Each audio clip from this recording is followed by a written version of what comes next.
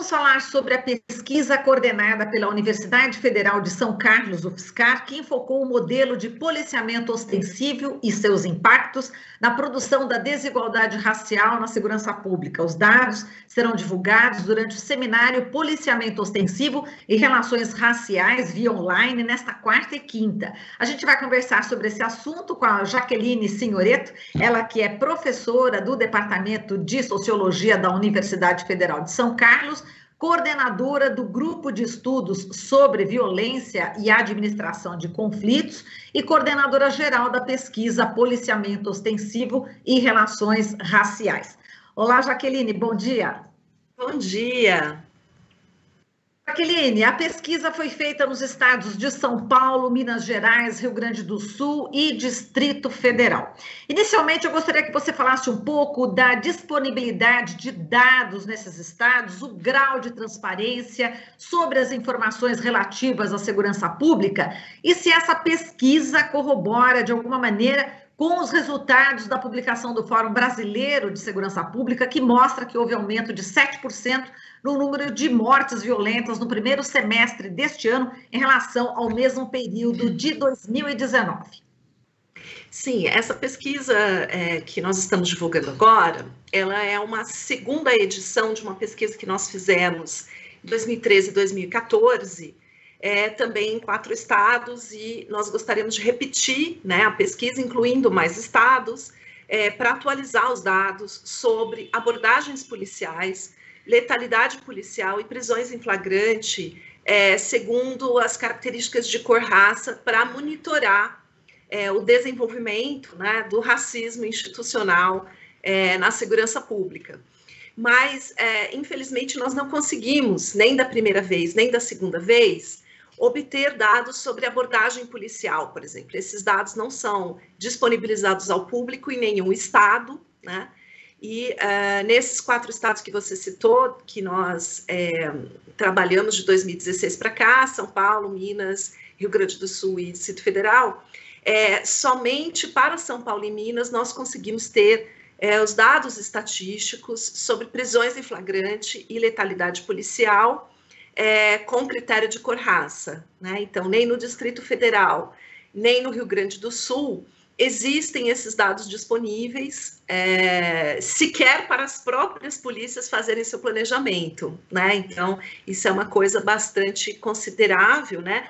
No caso do Distrito Federal, existe uma base de dados, mas eles não coletam a informação cor-raça. 99% dos registros está em branco, né? Então, a gente não consegue, como cidadão, como pesquisador, monitorar o que acontece, né, com a coisa das relações raciais na segurança pública, né?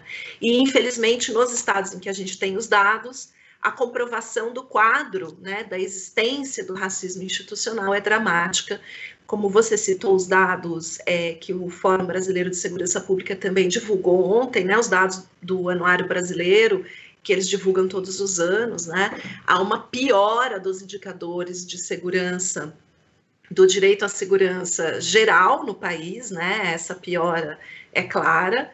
E a questão racial, né? O sofrimento da violência pela população negra no Brasil também foi constatado tanto pelos dados do anuário quanto pelos nossos dados. No nosso caso, sim. Já te perguntar exatamente dessa pesquisa, né, que parece que tem uma metodologia importante, acho que você vai falar dessa metodologia. No nosso caso, nós contamos essas ocorrências de prisão em flagrante e morte por grupos de 100 mil habitantes, né? Então, que é um dado que aparece no Anuário Brasileiro de Segurança Pública, mas lá aparece em porcentagem. Então, muitas pessoas olham para aquele dado e dizem assim, mas é natural que exista mais pessoas negras presas em flagrante, porque a população negra do país é maior. E isso não é totalmente verdade para todos os estados, né? Então, se a gente pega São Paulo, Minas Gerais ou Rio Grande do Sul, a população negra não é maioria. E no caso do Distrito Federal, ela vamos dizer, 50%, né? Então, quando a gente diz que existe Então, a gente pega com grupos de 100 mil habitantes, quer dizer, em 100 mil habitantes negros, em 100 mil habitantes brancos, em cada um desses estados, qual a probabilidade dessa pessoa sofrer uma punição, né, como uma prisão em flagrante, ou até mesmo um episódio de letalidade policial. E daí os resultados mostram, né, infelizmente a gente só tem os resultados para São Paulo e Minas Gerais, que chega a ser 4 vezes maior a chance, nesse caso seria até o azar, né, de uma pessoa ser morta pela polícia, que é a chance matemática, né, e em São Paulo, em alguns anos, em alguns locais da cidade de São Paulo, chega a ser 7 vezes maior, né, a chance de uma pessoa negra ser alvejada pela polícia, né? Então é um dado bastante preocupante. E no caso das prisões em flagrante, também é entre 2,5 e 4 vezes maior essa chance, a depender dos anos ou da região geográfica onde a pessoa está. Entendi. Agora, Jaqueline, é aterrorizante, né? Esse número que você está apresentando, quer dizer, é de uma injustiça social terrível. E eu queria que você falasse como é que os policiais aí fazem esse tipo de abordagem, né? Qual que é a técnica? Porque vocês ouviram muitos policiais, eu queria saber como é que funciona. Isso, essa parte qualitativa nós conseguimos fazer em todos os estados, né? Então, mesmo nos 4 estados incluídos na pesquisa. Então, mesmo que a gente não tenha conseguido os dados estatísticos, a gente conseguiu conversar sobre os policiais e pedir que eles comentassem a explicação, a visão deles sobre por que a população negra é mais alvejada pela polícia, né? E então há resultados interessantes, porque eles afirmam que sim, a sociedade brasileira é racista, mas que a polícia não é racista, porque a polícia trabalha com uma metodologia, a polícia é técnica, né? Então, nós começamos a tentar entender, né, quais são as técnicas que os policiais mobilizam para fazer o seu trabalho de rua no dia a dia, né? E quando eles vão contar sobre o que eles consideram que é uma fundada suspeita, o que eles consideram que é uma atitude suspeita, em geral, eles descrevem características físicas ou características que estão associadas à corporalidade, né? E daí a corporalidade das pessoas negras é entendida, né, pelos policiais como possuindo essas características de suspeita, né? Então, se ele vê um jovem negro usando um boné de aba reta, usando uma camiseta de time, usando uma bermuda não sei de que jeito, andando em grupinho, e às vezes eles falam até do movimento corporal, sabe? De andar meio gingando e etc. Quer dizer, são características culturais que, no olhar dos policiais, acabam sendo associados com comportamentos potencialmente criminosos, né? Então, aí está um lugar, vamos dizer, onde o racismo encontra um campo de desenvolvimento muito grande, né? A questão é, os policiais são racistas? Sim, alguns são.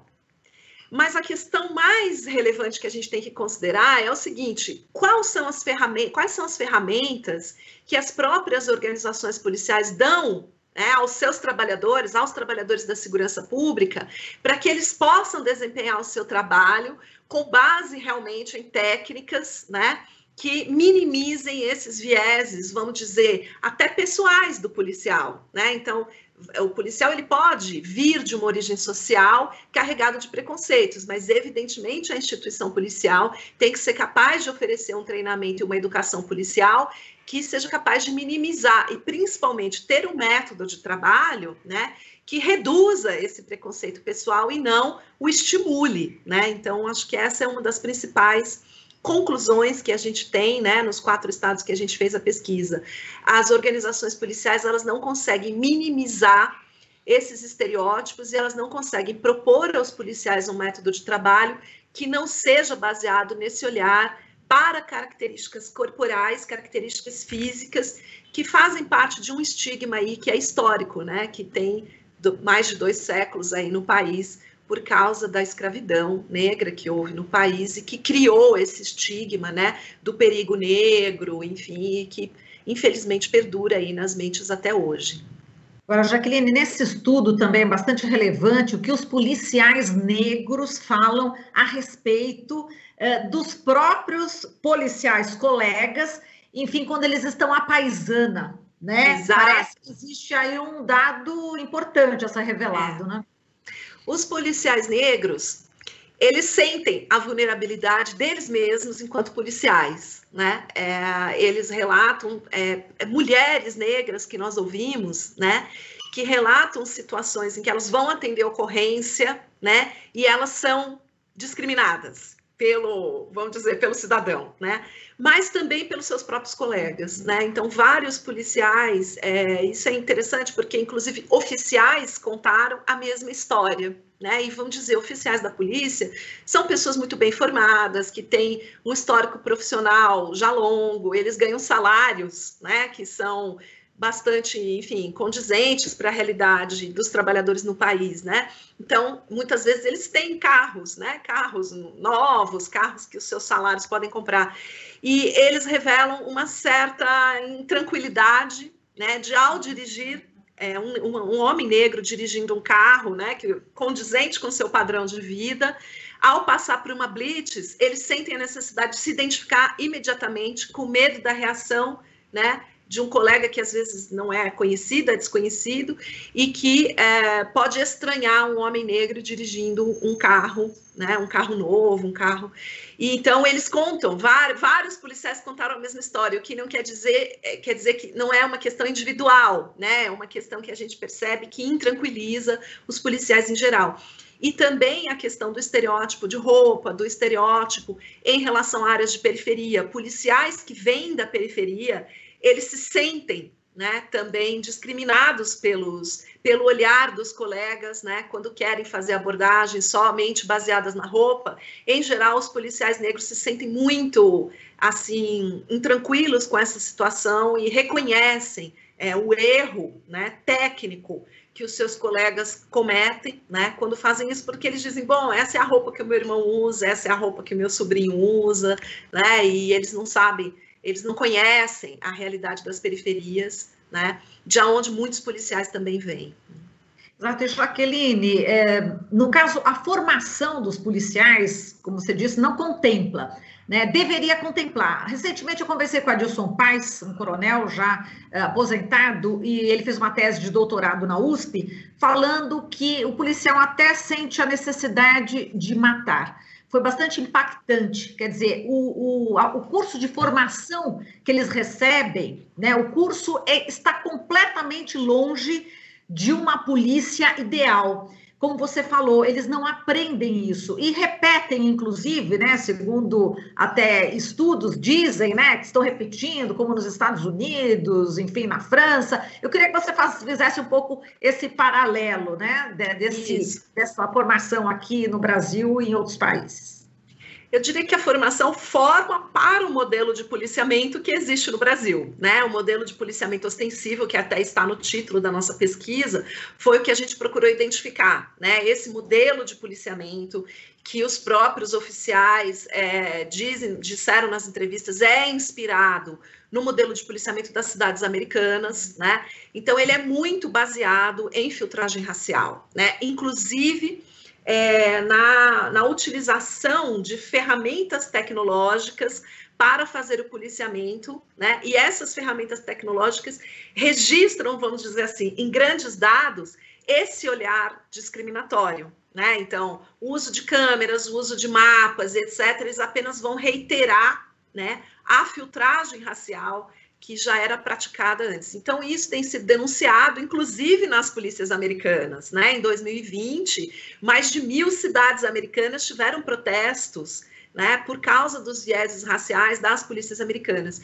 Quando as polícias brasileiras se inspiram nesses modelos, quando elas compram esses programas de computador para fazer análise de dados, para fazer vigilância eletrônica dos espaços públicos e etc., né? Eles estão comprando uma metodologia que, na sua origem, já nas cidades americanas, né, ela é denunciada, né, pelos criminólogos e pelo movimento social negro como contendo vieses raciais. Então, se importa essa metodologia de trabalho, né, sem importar vamos dizer assim, a crítica que já na sua origem é feita a essas metodologias, né, pelo fato delas serem baseadas em filtragem racial. Então, esse modelo de policiamento ostensivo, ele é um modelo que está calcado, né, na ideia de encontrar, né, a atitude suspeita no meio de uma população. Então, ele é muito vulnerável a esses preconceitos e estigmas raciais, né, porque ele está procurando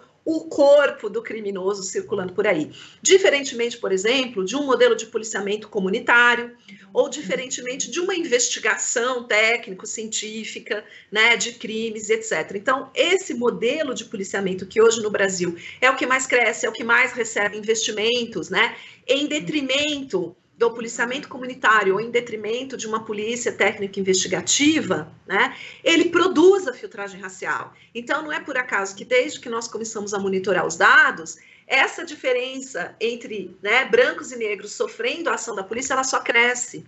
Ele é um modelo de policiamento pautado em delitos que acontecem no espaço da rua.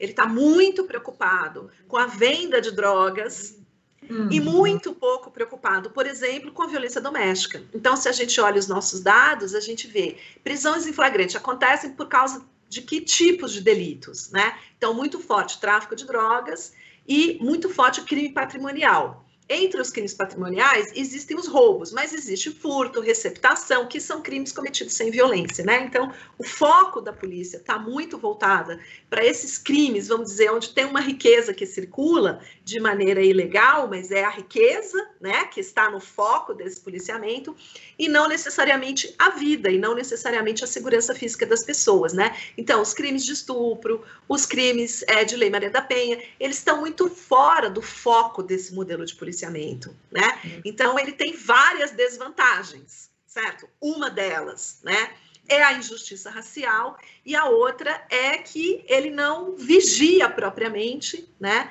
a segurança física das pessoas, né, e ele está muito interessado nessa circulação da riqueza, né? Então, basicamente, crimes patrimoniais e drogas é que estão no foco desse modelo de policiamento. Aí, no caso, os brancos são mais preservados, é isso?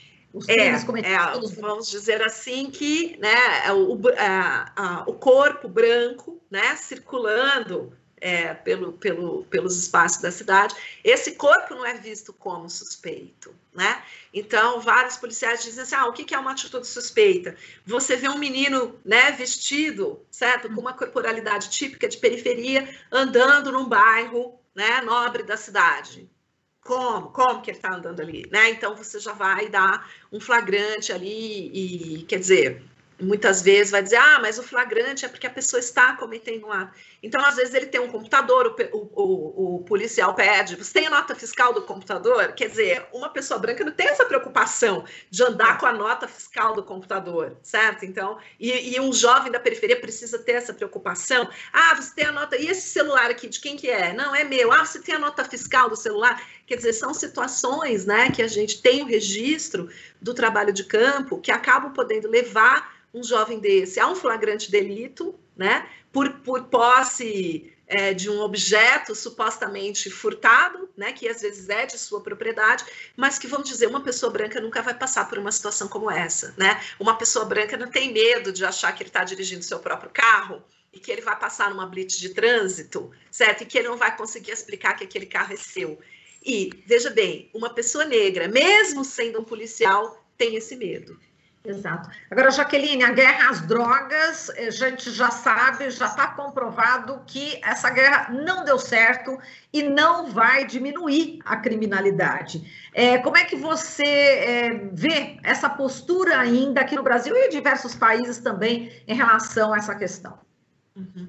Pois é, quando a gente fala que uma pessoa foi presa por tráfico de drogas, ela foi presa pela simples transação de uma mercadoria que é ilegal, né? Então, muitas vezes se diz, mas o tráfico é violento. Mas se a pessoa foi presa por tráfico, ela não foi presa por ter atirado em alguém, ela não foi presa por ter cometido homicídio. Ela foi presa simplesmente por estar de posse de substâncias ilegais que a gente sabe que são de largo consumo na sociedade brasileira, né? A maconha, mesmo a cocaína, tem muita gente que consome, portanto, né, o tráfico, ele está aí para prestar um serviço, vamos dizer, a um consumidor, né, que não é uma parcela tão reduzida assim da população, né?